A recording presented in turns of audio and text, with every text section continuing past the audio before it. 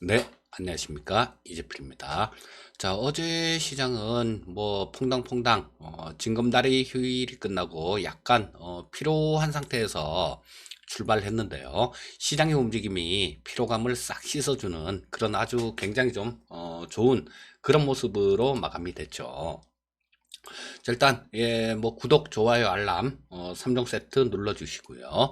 자, 제가 이 영상을 출근하는 시간에 들으실 수 있도록 최대한 좀 빨리 영상을 만들어서 올려드리려고 하는데요.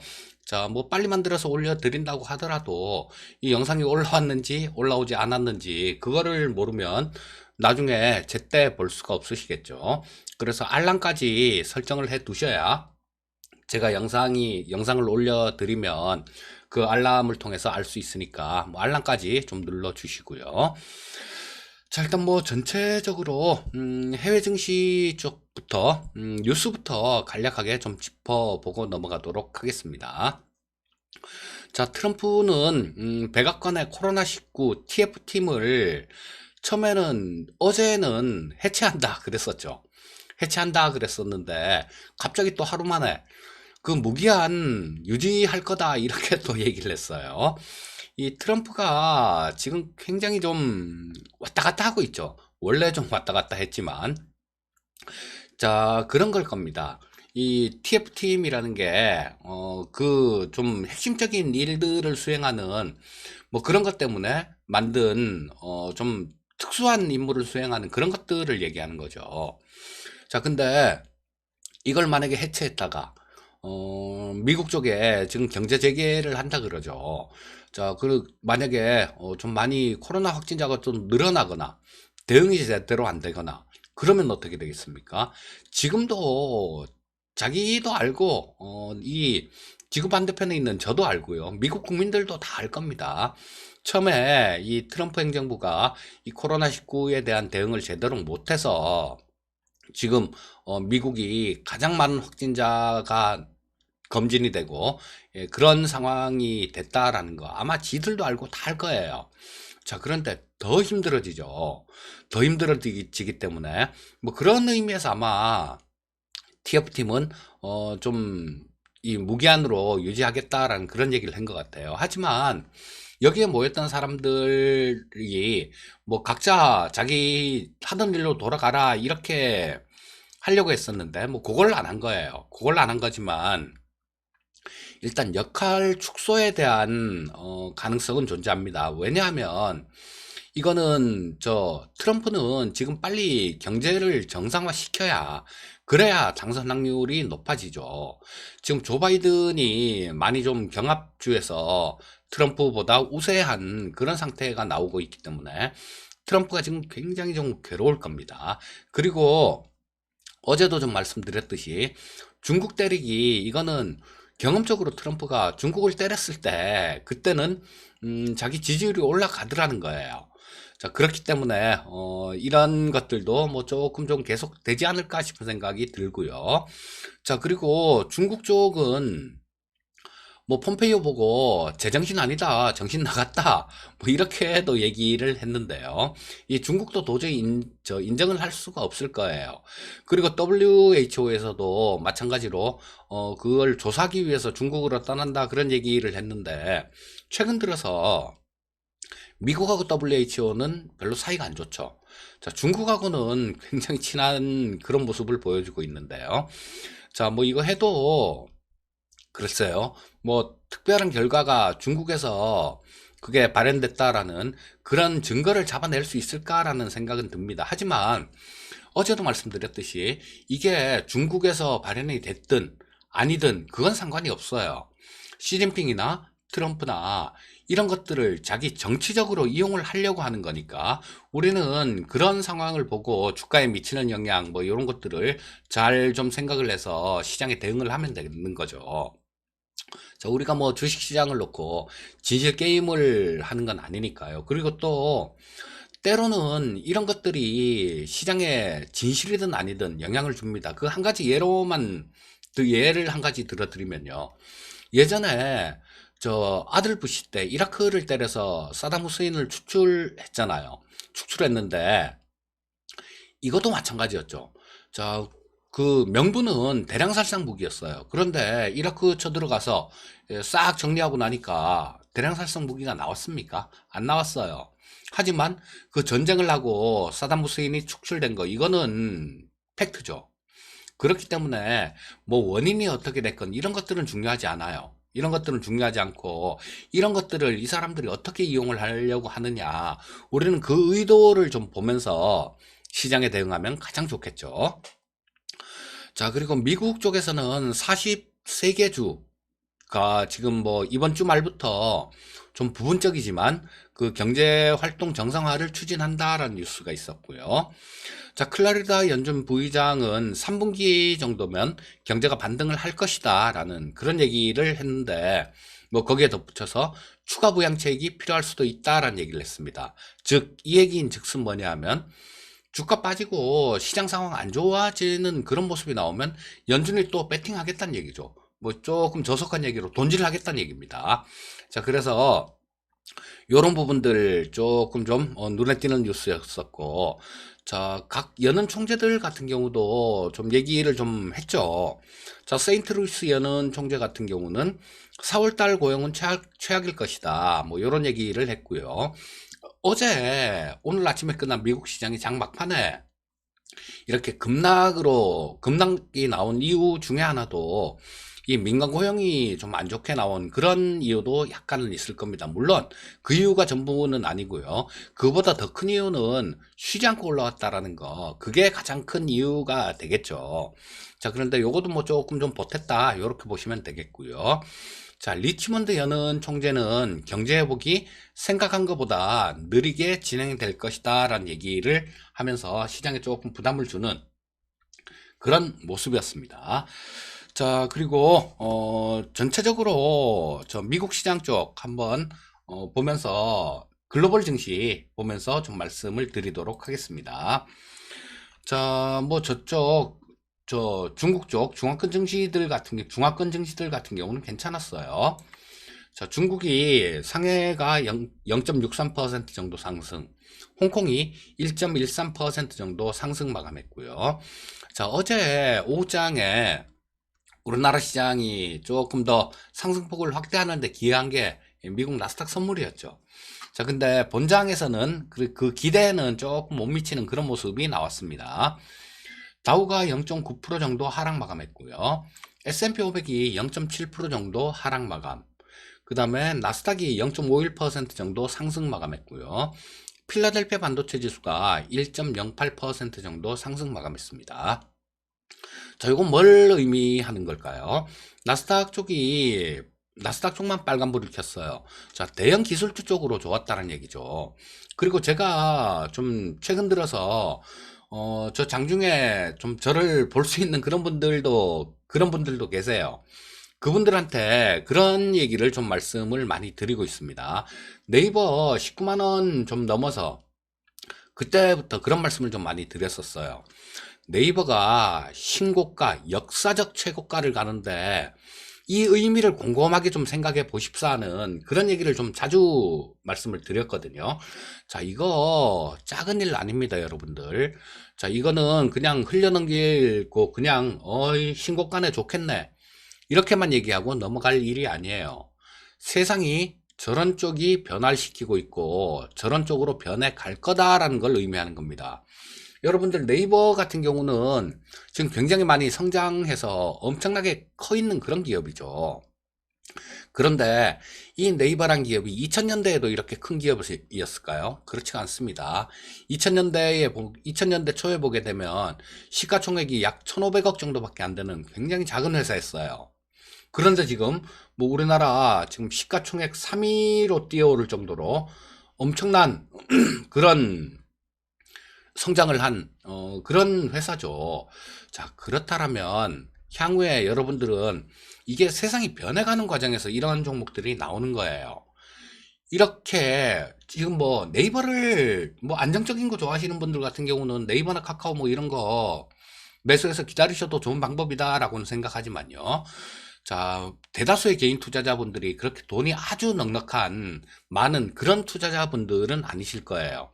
그렇다면 이 황제가 돼 있는 종목이 아니라 네이버처럼 황제가 될 종목을 찾아야죠. 자, 그런 걸 누가 그냥 가르쳐 주나요? 이거 나중에 황제가 돼, 사나, 이렇게 가르쳐 줍니까?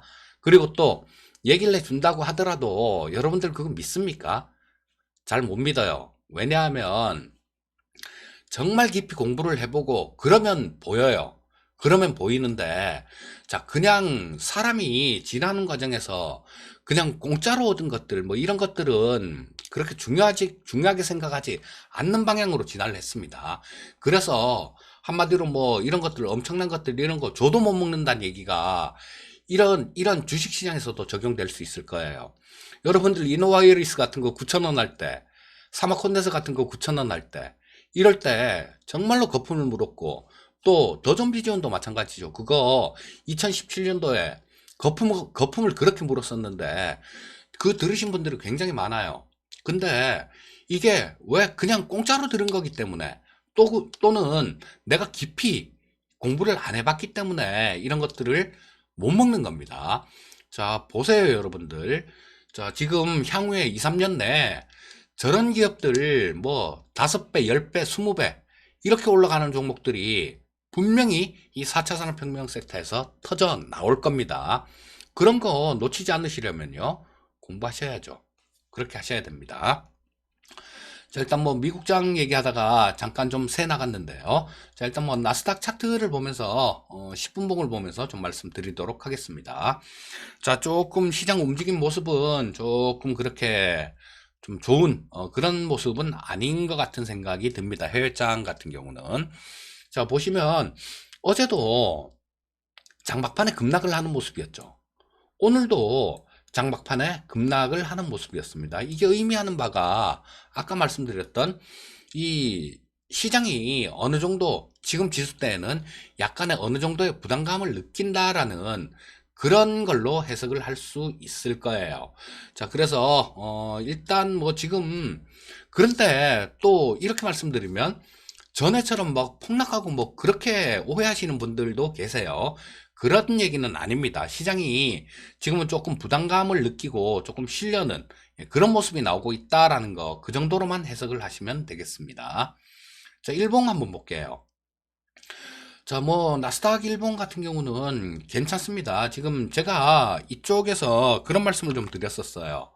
이쪽에서 아침 시황 방송 보시면 전에 고점, 자, 한번 빠졌다가 반등 나올 때 고점 근처입니다. 그런 말씀을 드려서 조금 이쯤에서는 조금 부담감이 생길 수도 있습니다라는 말씀을 드렸는데요. 자, 그거 그대로 지금 흘러가고 있는 그런 모습이에요. 자, 그 전고점을 돌파를 하지 못하고 밀렸다가 다시 좀 올라왔다가 지금도 고점을 돌파를 못하고 있는 그런 상황에서 음선이 발생됐습니다. 자, 일단 뭐 나스닥만 보면 조금 그러니까 오늘은 S&P 500도 한번 같이 보도록 할게요.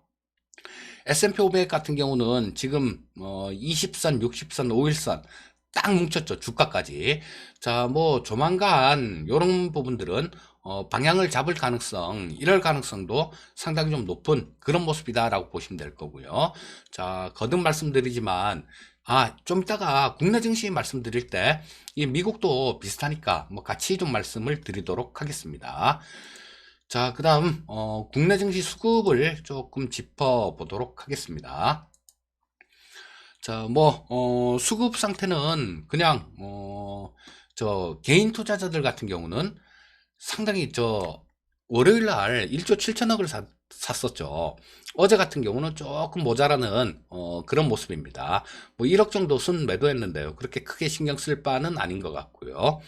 외국인들은 어제도 3,100억 정도를 매도했고, 자, 근데 연기금 수급을 잘 보시라고 그런 말씀을 좀 많이 드리죠.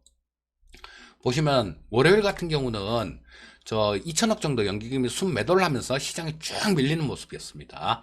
하지만 어제 같은 경우는 1974억 정도를 순매수해 주면서 오후장에 상승폭을 좀 늘리는 그런 역할을 한 모습이에요.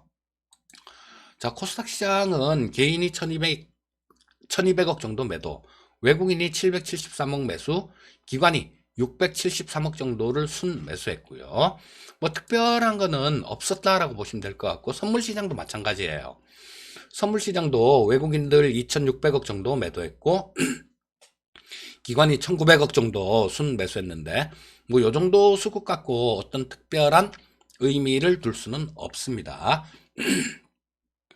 자, 그리고 옵션 시장은 다음 주 목요일이 옵션 만기인데요. 자, 옵션 시장은 이번 물에는 그렇게 특별한 힌트를 줄 것 같진 않아요. 왜냐하면 4월물이 워낙 큰 판이었습니다. 어마어마하게 큰 판이었기 때문에 상대적으로 뭐 4월물에서 큰 싸움은 지나갔고 지금 뭐 5월물 같은 경우는 잔잔한 싸움 정도 그 정도라고 보시면 될 것 같기 때문에 일단 뭐 5월물은 특별한 건 없지만 지금 현재 수급 상태로 보시면요. 외국인들은 누적 수급도 그래요. 누적 수급도 외국인들은 규모가 그렇게 크지가 않아서 뭐 좀 많은 의미를 둘 필요는 없습니다. 자, 하지만 뭐 외국인들은 조금 위쪽 방향 그리고 외국인들은 조금 위쪽 방향 금융투자 같은 경우는 또 그거랑 조금 상반되는 그런 모습인데요. 이 옵션 시장은 그렇게 크게 신경 쓰지 마십시오. 이 부분은. 자, 일단 옵션 시장 수급까지 좀 짚어봤고요. 자, 그 다음 국내 증시 시장 대응 전략을 좀 말씀드려야 되겠죠. 자, 코스피 시장 10분봉을 보면서 말씀드리도록 하겠습니다. 자, 코스피 시장 10분봉인데요. 어제 상당히 좀 좋았었죠. 이때는 그 휴일에 대한 부담감들, 이런 것들이 있었죠. 월요일입니다. 자, 월요일 날 같은 경우는 휴일에 대한 부담감으로, 그리고 또 수급적으로는 연기금의 매도였었죠. 아까 좀 보셨듯이, 월요일 날 같은 경우는 연기금이 한 2천억 정도를 순 매도를 했으니까, 자, 거기에 대한 부담감들, 그리고 수급적인 부담감들, 휴일에 대한 부담감, 요런 걸로 인해서 쭉 밀렸다가 살짝 좀 반등시켜 놓고 마감되는 모습이었는데 어제는 지난 월요일하고는 조금 틀린 모습이었죠. 자, 좀 올라서 시작했다가 마찬가지로 여기 일봉이네요. 잠시만요. 요게 분차트도 비슷하게 나옵니다. 자, 여기 일봉을 보고 말씀을 드렸네요. 자, 여기 보시게 되면 이게 월요일 날이에요. 이게 월요일 날인데 뚝 떨어져서 시작했다가 자, 반등 시도를 했다가 다시 쭉 밀리는 모습이었죠. 요게 아까 설명드렸던 그런 부담감들, 이런 것들에 의해서 이렇게 밀린 모습이었는데요. 자, 휴일이 지나고 해외 시장이 괜찮은 그런 모습이 나오다 보니까 갭으로 좀 떠서 시작했죠. 떠서 시작했다가 조금 좀 조정을 받는 듯 하더니 오후장 들어서는 재차 강하게 이렇게 위쪽으로 끌어당겨주는 모습으로 마감됐습니다. 자, 근데 지금 뭐 하루 요런 흐름들 어제 하루 흐름으로는 괜찮았는데요. 지금 말씀드리지만 변곡점 그게 좀 가까이 오고 있는 그런 모습이에요. 자, 말씀드리지만 지금 현재 상태에서는 그냥 하루하루 뭐 거기에 조금 충실하시면 되는 거고요. 자, 다음 주 정도나 아니면 그 다음 주 정도에는 방향성이 나올 겁니다. 일단은 지금 수급 동향 뭐 이런 것들이 굉장히 좋으니까 뭐 좀 긍정적으로 이렇게 보시되 자, 조심해야 될 구간들은요. 지금이 아니라 이런 구간이에요. 자, 이거는 뭐 21평선 자체가 위쪽으로 이렇게 살아있는 모습이기 때문에 방향성 자체가 이걸 깨도 한 번에 이렇게 그냥 깨고 이러진 않을 겁니다. 자, 만약에 여기서 뭐 이런 움직임이 나오다가 깨는 움직임이 나오고 난 다음에요. 나왔다고 하더라도 이 국면은 그렇게 크게 걱정하실 필요는 없으세요. 자, 그리고 재차 되돌림이 나올 겁니다. 이 되돌림이 나오는 과정, 이 과정이 굉장히 중요해요. 이 과정이 굉장히 중요한데 지금 이 시장 자체가 워낙 쉬지 않고 올라온 시장이에요. 차라리 뭐 이렇게 좀 반등 나왔다가 한번 접었다가 다시 올라오는 그런 모습이었으면 이걸 뚫고 그냥 치고 올라갈 확률이 굉장히 높았는데요. 지금은 이만큼 올라오는 과정에서 조정다운 조정이 없었습니다. 그렇기 때문에 이런 부분들은 조금 주의를 해야 되는 구간이에요. 자, 여기서 좀 이걸 깨는 거, 첫 번째 깨는 건 이거는 그렇게 크게 겁을 안 내셔도 됩니다. 단 조심할 때는 조심해야 되는 구간은 이 반등이 나오는 과정, 이 과정을 잘 보셔야 돼요. 그리고 또 뭐 위쪽에서 뭐 이렇게 하더라도 또 여기서도 또 저항선이 하나 있죠. 또 그런 모습들 이렇게 나올 거고 그렇기 때문에 지금 날짜로 보면요. 한 다음 주 정도가 아닐까 싶어요. 다음 주 후반이나 아니면 그 다음 주 초 정도. 그쯤이면 어떤 변곡점이 나올 가능성이 굉장히 높습니다. 그래서 저도 시장을 지금 굉장히 신경 써서 면밀하게 관찰해 보고 있는데요.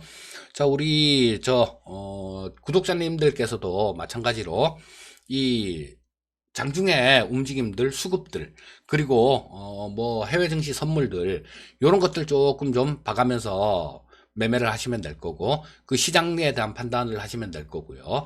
자, 지금 뭐 어제 같은 경우도 언택트 뭐 이쪽 난리였었죠. 자, 정부의 디지털 뉴딜 관련된 이런 종목들이 완전히 난리를 쳤습니다. 이런 것들 그냥 평상시에 공부를 안 하신 분들 같은 경우는 저게 뭔데? 그러고 계실 거예요. 실제로 어제만 하더라도 장중에 매수를 해서 10% 이상 수익이 난 종목들이 많아요. 제가 실전에서도 그렇게 됐습니다. 자, 그래서 뭐 맨날 이재필이 맨날 하는 얘기가 좀 열심히 공부 좀 해라 뭐 이런 얘기 한다고 듣기 싫어하지 마시고요. 자, 이게 주식시장을 좀 더 여러분들보다 좀 더 먼저 겪어왔고, 그리고 또 주식시장에서 고생을 좀 더 많이 하고 거기서 뭔가를 조금 느낀 그런 사람이 하는 얘기다라고 생각을 하시고요. 자, 뭐 공부도 조금 열심히 좀 하셨으면 좋겠고, 오늘 시장도 잘 대응하시고요. 항상 성공 투자하시기 바라겠습니다. 감사합니다.